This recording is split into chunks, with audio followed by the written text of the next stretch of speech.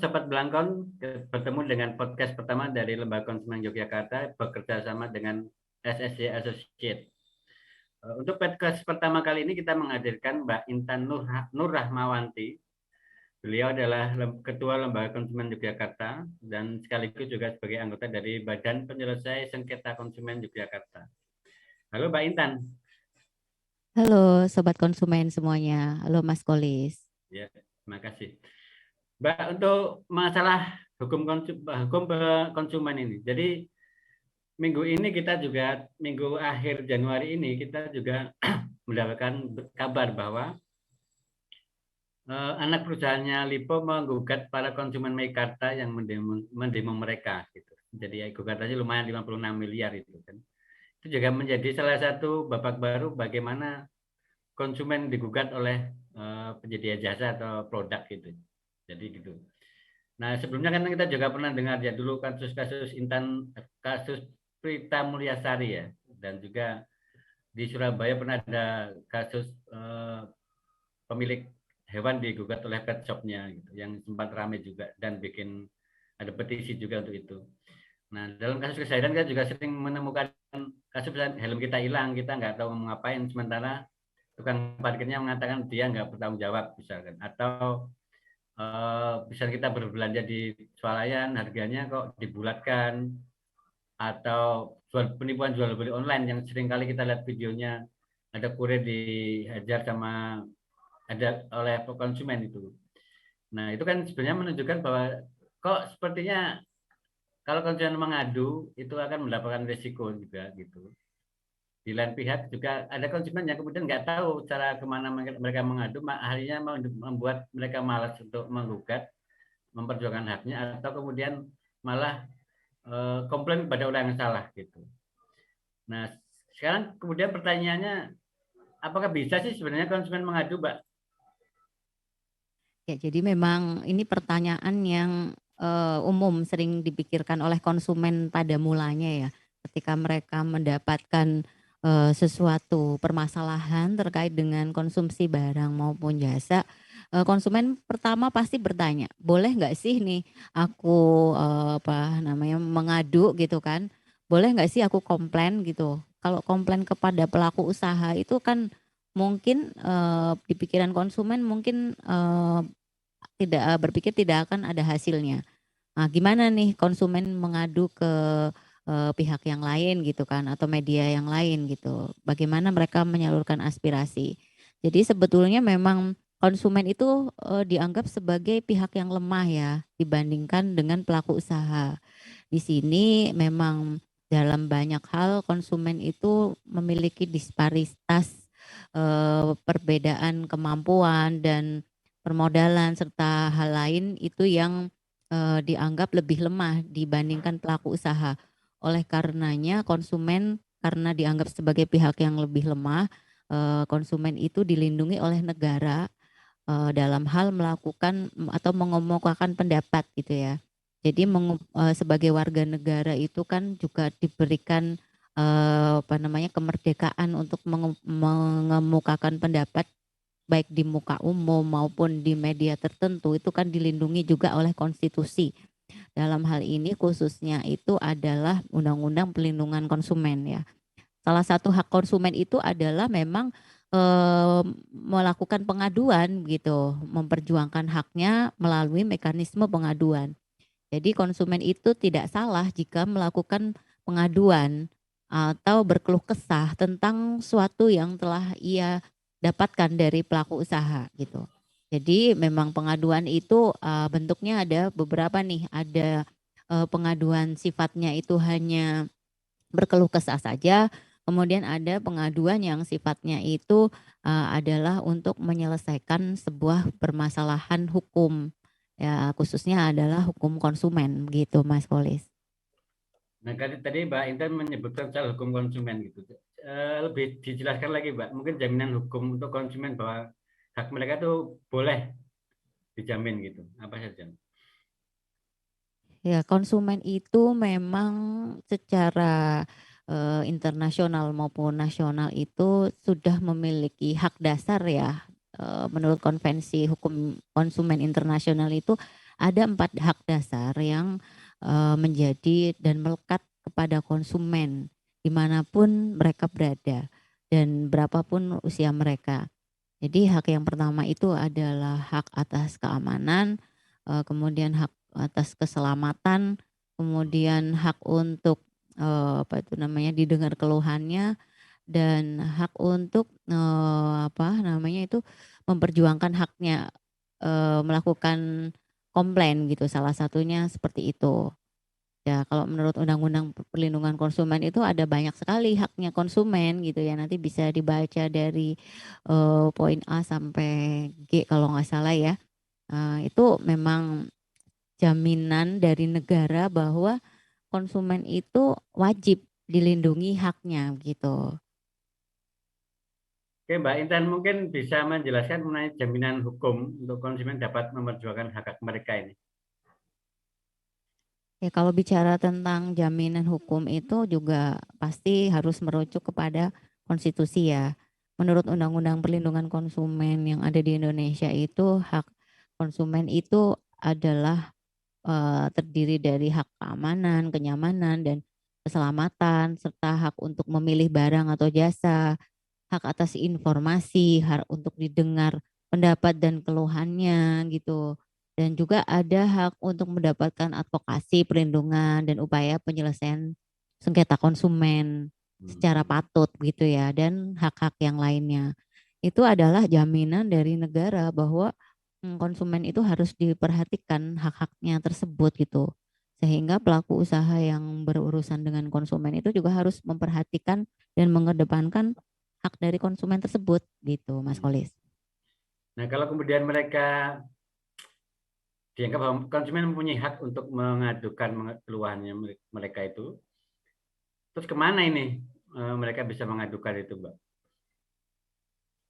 Jadi konsumen itu sebetulnya dapat menyampaikan keluh kesahnya atau pengaduannya itu tidak harus melalui sebuah media atau sebuah lembaga tertentu ya gitu. Hmm. Jadi dalam eh, konvensi hukum internasional itu juga diatur bahwa pelaku usaha itu juga sebetulnya harus menyediakan media komplain Hmm. atau apa namanya itu kotak saran ya kalau dulu namanya itu kotak saran ya itu wajib disediakan oleh pelaku usaha dimanapun dan apapun bentuknya gitu ya atau kalau sekarang itu sudah era digital itu pelaku usaha juga dapat menyediakannya secara online gitu. Tetapi ada juga melalui lembaga-lembaga atau media tertentu, lembaga tertentu yang diatur dalam Undang-Undang Perlindungan Konsumen. Jadi kalau di Undang-Undang Perlindungan Konsumen itu ada 3 lembaga yang diakui oleh negara. Yang pertama itu bentuknya adalah LPKSM, kemudian BPSK, dan yang ketiga adalah BPKN.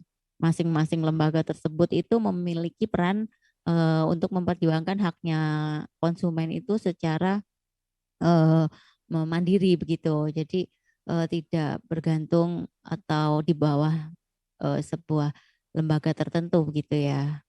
Nah, itu bisa digunakan oleh konsumen gitu. Di samping juga media-media online yang sudah ada dan disediakan untuk konsumen gitu, Mas Olis.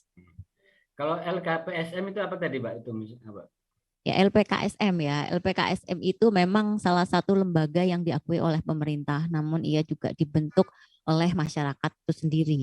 Ya, pemerintah itu mengakui keberadaan LPKSM itu dalam bentuk memberikan izin TDLPK atau Tanda Daftar Lembaga Perlindungan Konsumen gitu.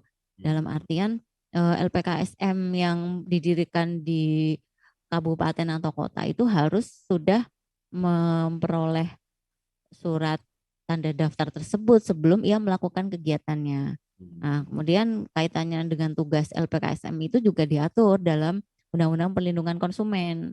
Ada banyak sekali ya, salah satunya itu adalah memberikan konsultasi, edukasi perlindungan konsumen, kemudian membantu konsumen dalam memperjuangkan haknya, dan ada juga yang melakukan advokasi dan pengawasan, tapi juga harus bersama-sama dengan pemerintah atau stakeholder terkait dengan hal itu.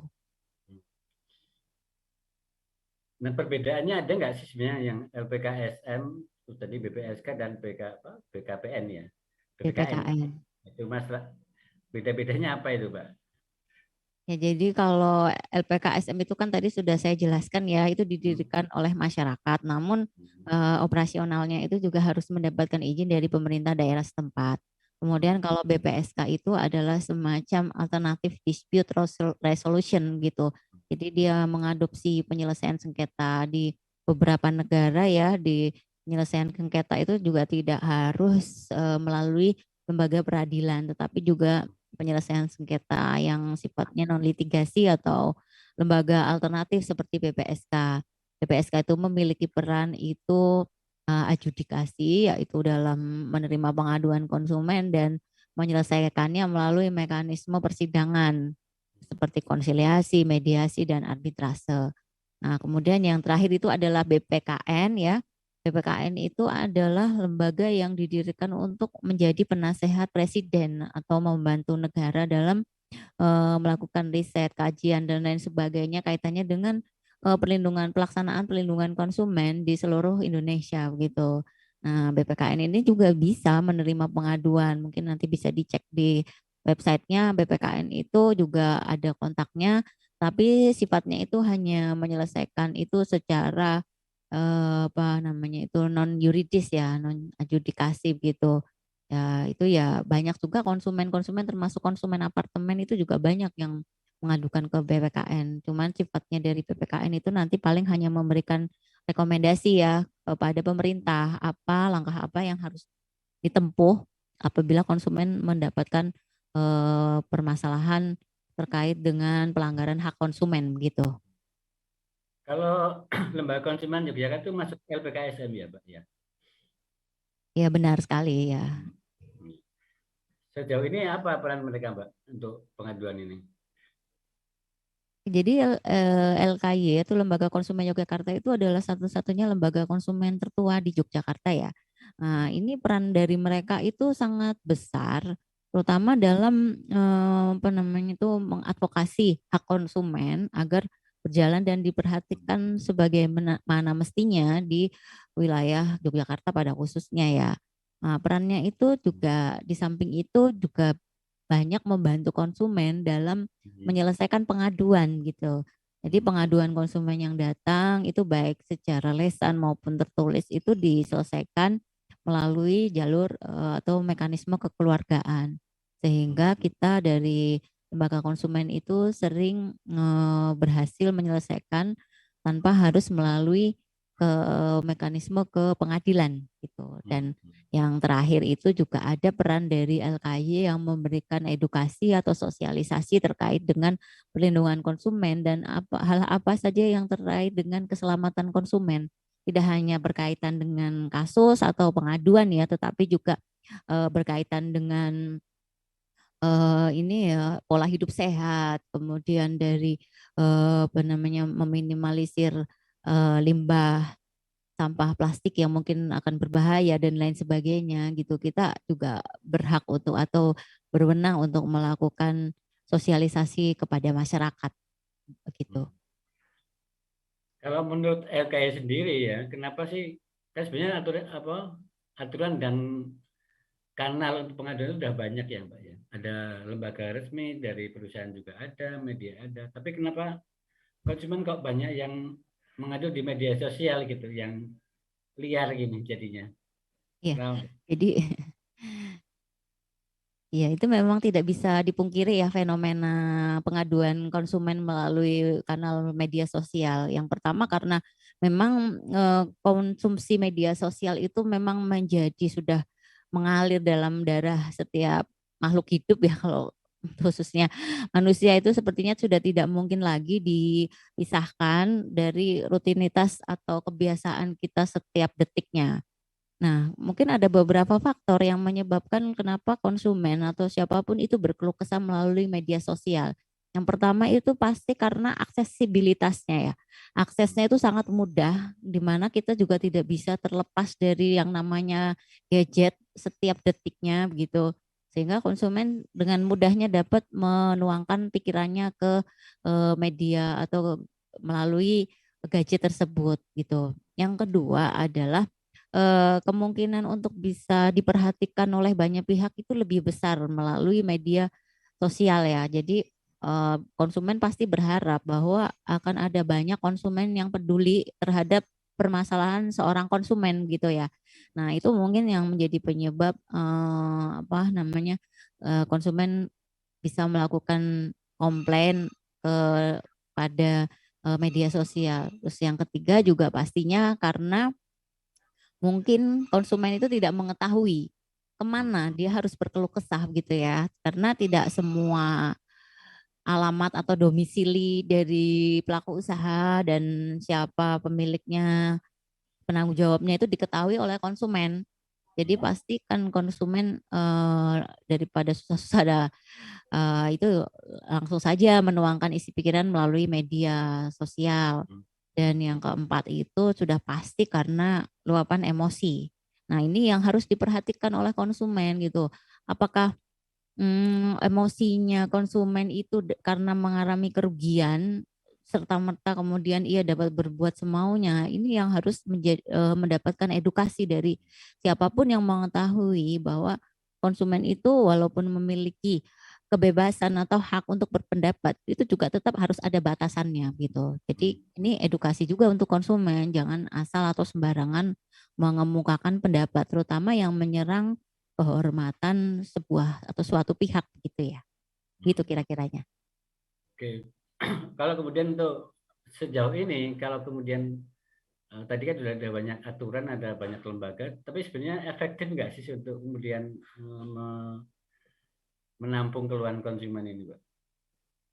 Ya, sejauh ini kami amati memang efektivitas dari pengaduan melalui lembaga konsumen itu sangat berarti untuk konsumen apabila pelaku usaha itu memang pelaku usaha yang beritikat baik ya. Ini garis bawahnya adalah itikat baik. Karena kalau perusahaan atau pelaku usaha yang menjaga nama baik, beritikat baik, dia itu juga malah harusnya berterima kasih gitu dengan adanya pengaduan dari konsumen.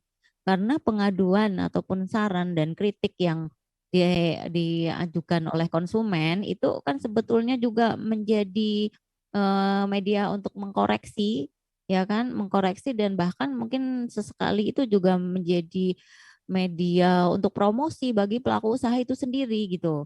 Kita kan sudah sering ya mendengar berbagai kasus-kasus terkait dengan keluhan konsumen nih, misalnya ada apa itu namanya es teh gitu ya, ada yang lainnya brand-brand yang lainnya kopi kenangan misalnya dan lain sebagainya itu kan juga malah jadi masyarakat itu malah semakin mengenal gitu ya. Nah itu seharusnya ditanggapi baik oleh pelaku usaha, bukan sebaliknya begitu. Kalau kemudian sejauh kalau kemudian kita meminta itikat baik dari produsen atau pengusaha ini, apakah itu jadi undang-undangnya hanya mengatur itu atau memang gimana, Mbak? Itu harusnya. Ya sebetulnya kita mengharapkan itikat baik dari pelaku usaha itu kan untuk kepentingan pelaku usaha itu sendiri ya. Karena konsumen itu adalah nafasnya pelaku usaha. Jadi kalau pelaku usaha itu tidak mengedepankan unsur etikat baik dan dia itu hanya sifatnya apa namanya menunjukkan sisi komersil belaka, dia pasti usahanya tidak akan survive gitu. Justru konsumen itu adalah nafas yang terbaik untuk pelaku usaha. Pelaku usaha itu kan bekerja atau melakukan kegiatan usaha untuk mencari konsumen dan kepercayaan konsumen sebanyak-banyaknya ya. Apabila dari satu atau dua orang konsumen saja sudah melakukan apa kritikan gitu ya, kemudian tidak diperbaiki, ya kedepannya itu malah justru akan membunuh usaha dari seorang pelaku usaha itu sendiri gitu. Jadi itu bukan keharusan ya, tapi itu sebuah kebutuhan sebetulnya untuk pelaku usaha. Dan konsumen itu juga sebetulnya membutuhkan pelaku usaha juga. Jadi pelaku usaha untuk memenuhi berbagai kebutuhan hidupnya. Seharusnya pelaku usaha dan konsumen itu balance gitu ya, balance saling bersinergi untuk dapat memenuhi tujuan masing-masing begitu. Artinya kalau adanya aturan konsumen dan lembaga-lembaga yang ditunjuk itu sebenarnya untuk kemudian membuat apa aduan konsumen tidak kemana-mana gitu ya Mbak, yang tidak viral gitu jadi di media sosial gitu ya. Iya betul. Jadi pelaku usaha yang baik itu memang pelaku usaha yang menyediakan media komplain secara mandiri. Ya, Hmm. itu tidak semua pelaku usaha memiliki itu. Dan saran dari kita juga tidak hanya mandiri saja, tetapi mudah diakses gitu ya. Hmm. Jadi media komplain yang mudah diakses dan mengikuti perkembangan zaman itu juga baik untuk pelaku usaha. Hmm. Tetapi itu juga sebetulnya tidak mutlak itu yang terbaik karena keterbukaan informasi itu juga diperlukan oleh konsumen atau masyarakat konsumen pada umumnya. Apabila pelaku usaha itu hanya menyediakan kanal tertentu untuk pengaduan, tentu saja itu tidak diketahui oleh konsumen lain gitu ya, yang sama-sama membutuhkan barang ataupun jasa yang sejenis gitu. Nah, ini yang harus inikan oleh pelaku usaha. Pelaku usaha itu sebetulnya harus legowo menerima pengaduan dari media manapun gitu ya. Asal itu memang tidak keterlaluan ya pengaduannya yang mengandung unsur menyerang kehormatan dan lain sebagainya. Itu juga saya rasa juga tidak masalah ya. Itu harus diterima oleh pelaku usaha.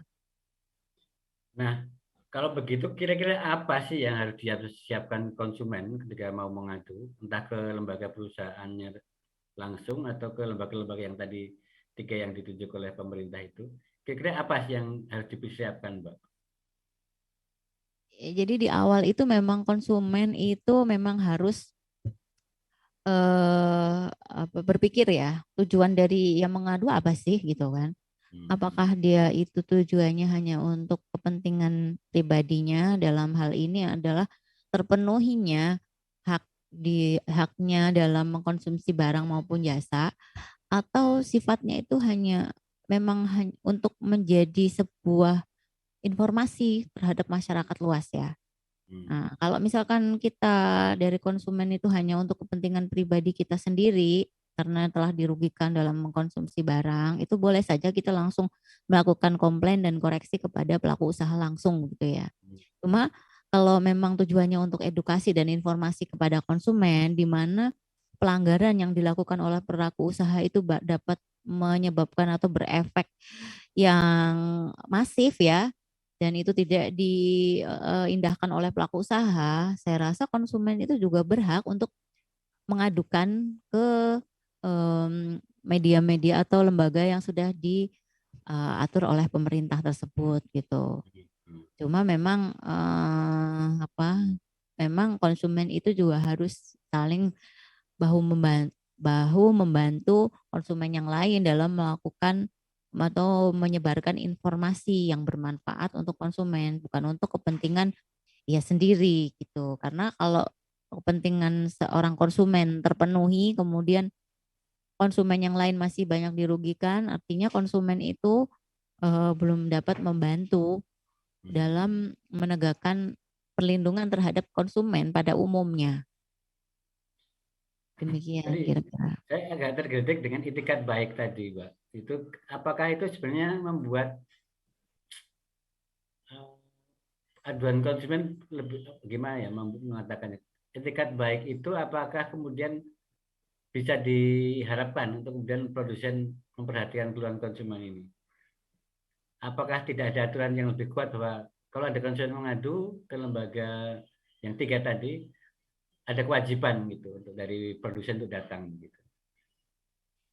Ya, jadi memang kewajiban untuk bertransaksi dengan itikat baik itu juga diatur di dalam Undang-Undang Pelindungan Konsumen ya, dalam konstitusi bahwa setiap pelaku usaha itu juga wajib untuk melakukan kegiatan usahanya dengan itikat baik. Itu penting sekali ya, karena pelaku usaha itu tujuan dalam memenuhi apa namanya barang konsumsi itu memang tidak hanya untuk tujuan komersil semata, tapi harus memperhatikan kemanfaatan dari penggunaan barang atau jasa yang ia produksi, bukan hanya sekedar menjual semata-mata menjual saja.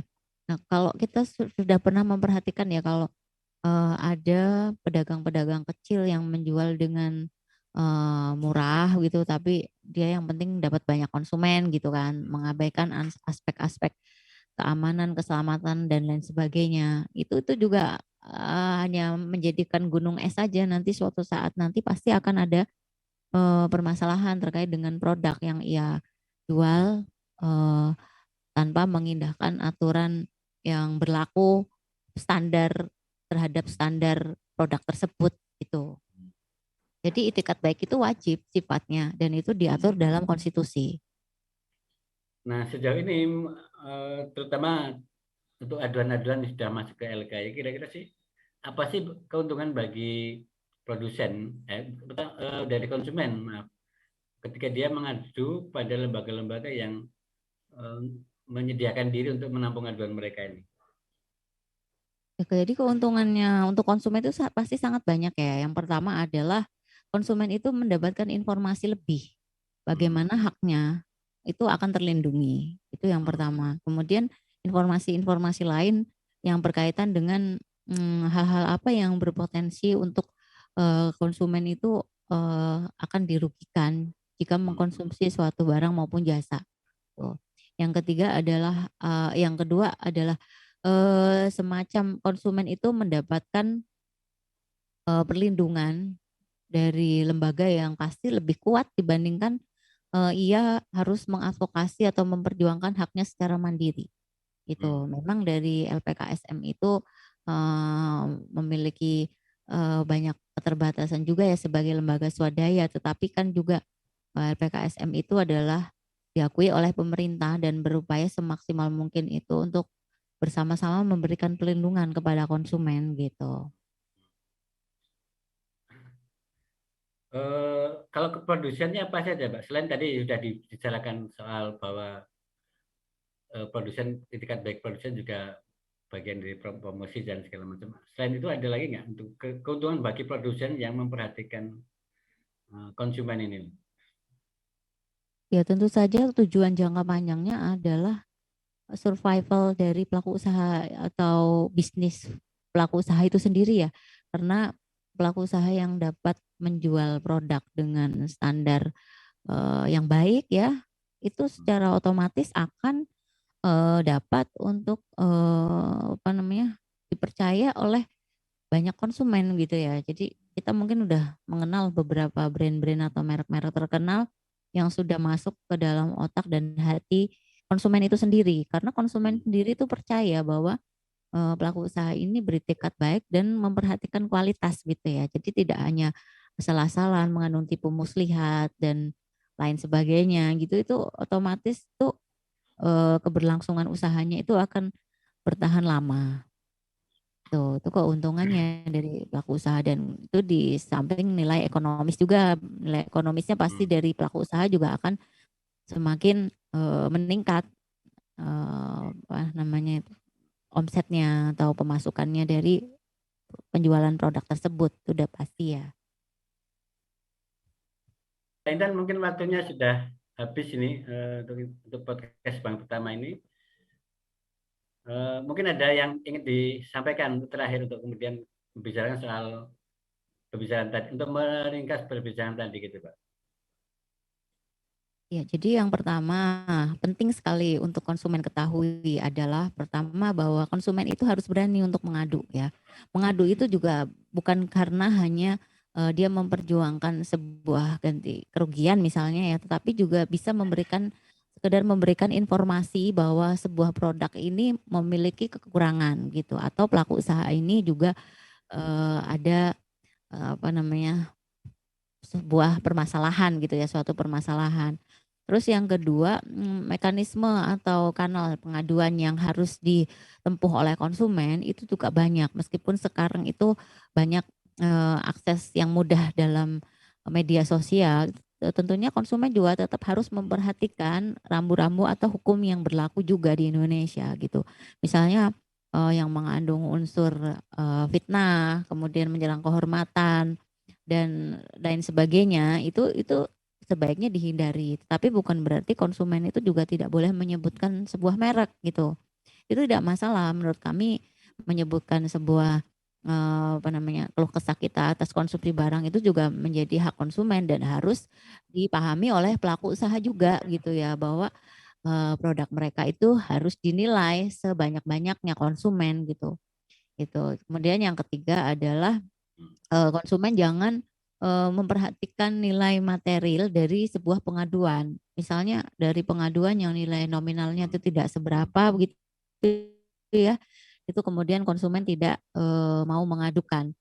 Itu nanti justru akan berdampak secara masif, konsumen itu nanti tidak bisa memberikan informasi kepada masyarakat secara luas bahwa sesuatu itu sangat dilarang atau disarankan untuk tidak dikonsumsi gitu.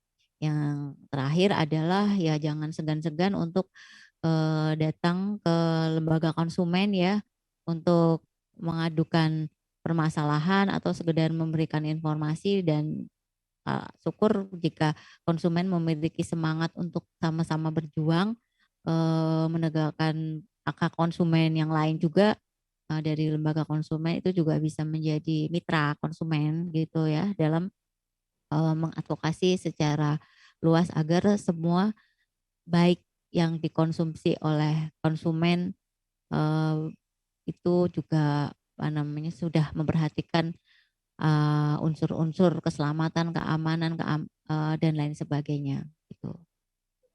Oke, terima kasih atas penjelasan yang luar biasa dari Mbak Intan Nur Rahmawanti ini. Semoga tetap berjalan di perjuangan untuk konsumen, Mbak. Oke. Iya, terima kasih sama-sama LKY dan SSAJ juga. Ya, Sobat Konsumen, demikian podcast Belangkon kali ini kerjasama LKY dengan SSJ Associate. Sampai ketemu di podcast berikutnya. Terima kasih.